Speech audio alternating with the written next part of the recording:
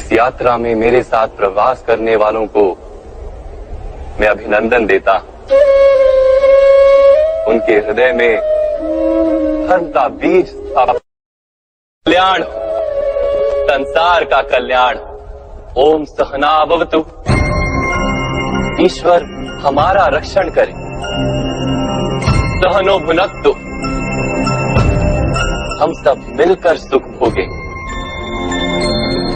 सहवीर्यम करवावहे। एक दूसरे की प्रयास करें। तेजस्विनावधितमस्तु। हम सबका जीवन तेज से भर जाए। मां विद्विषावहे। परस्पर कोई द्वेष या ईर्ष्या ना हो।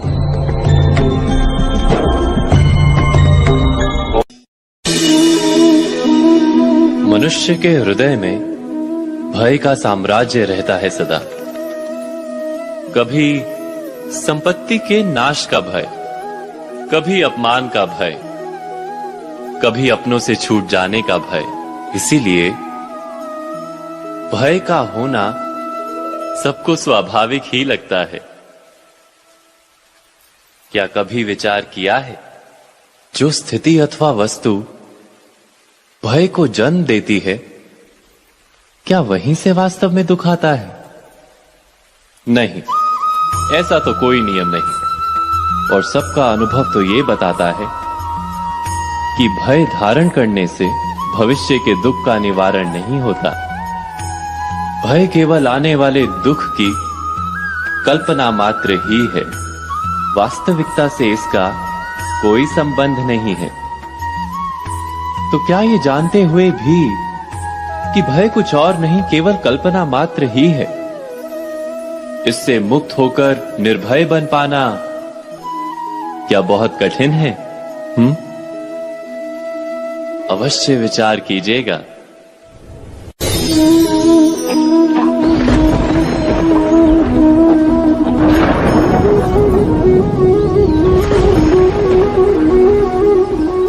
सपनों और पूर्वाभासों के आधार पर हम भविष्य के सुख दुख की कल्पना करते हैं। भविष्य के दुख का कारण दूर करने के लिए हम आज योजना बनाते हैं।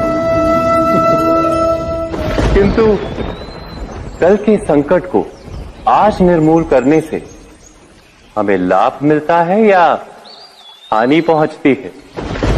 ये प्रश्न हम कभी नहीं करते। सत्य तो ये है कि संकट और उसका निवारण साथ जन से, व्यक्ति के लिए भी और सृष्टि के लिए भी। नहीं, आप अपने भूतकाल का स्मरण कीजिए, इतिहास को देखिए। आप तुरंत ही ये जान पाएंगे कि जब जब संकट आता है तब तब उसका निवारण करने वाली शक्ति भी जन्म लेती है। यही तो जगत का चलन है।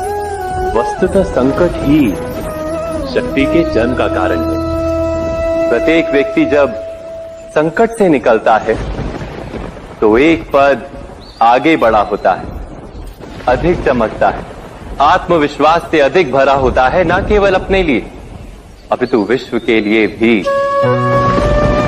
क्या ये सत्य नहीं? वास्तव में संकट का जन्म है एक अवसर का जन्म, अपने आप को बदलने का, अपने विचारों को ऊंचाई पर करने का अवसर, अपनी आत्मा को बलवान और ज्ञान मंडित बनाने का अवसर। जो ये कर पाता है उसे कोई संकट नहीं होता, किंतु जो ये नहीं कर पाता वो तो स्वयं एक संकट है विश्व के लिए। विचार कीजिए।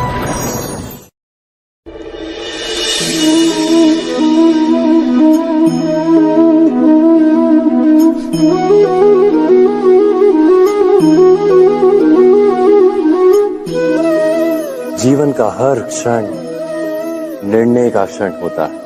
प्रत्येक पद पर दूसरे पद के विषय में कोई निर्णय करना ही पड़ता है, और निर्णय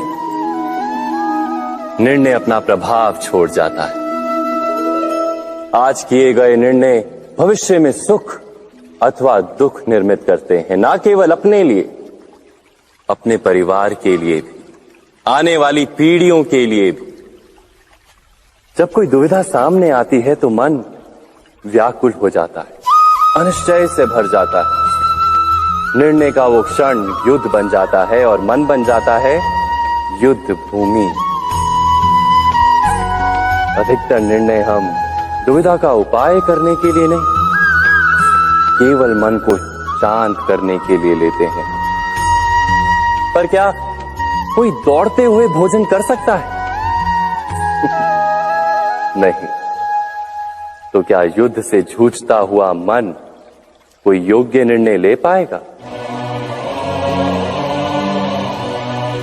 वास्तव में शांत मन से जब कोई निर्णय करता है तो अपने लिए सुखद भविष्य बनाता है। किंतु अपने मन को शांत करने के लिए जब कोई निर्णय करता है तो वो व्यक्ति भविष्य में अपने लिए कांटों भरा वृक्ष लगाता है। स्वयं विचार कीजिएगा।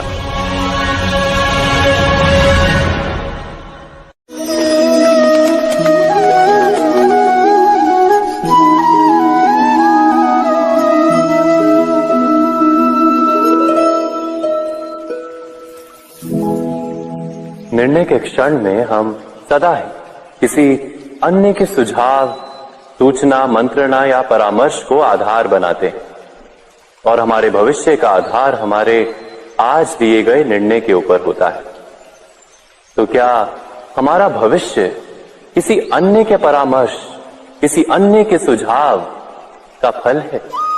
क्या हमारा संपूर्ण जीवन किसी अन्य की बुद्धि का परिणाम?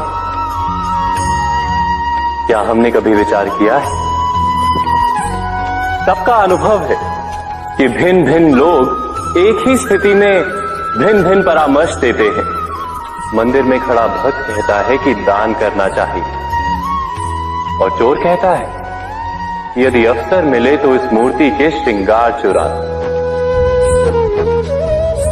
धर्म से भरा हृदय धर्ममय सुझाव देता है और अधर्म से भरा हृदय अधर्म का परामर्श देता है। धर्म में सुझाव का स्वीकार ही मनुष्य को सुख की ओर ले जाता है, किंतु ऐसे परामर्श का स्वीकार करना तभी संभव होता है जब हृदय में धर्म हो। अर्थात किसी का सुझाव अथवा परामर्श स्वीकार करने से पूर्व स्वयं अपने हृदय में धर्म को स्थापित करना क्या आवश्यक नहीं? स्वयं विचार कीजिए।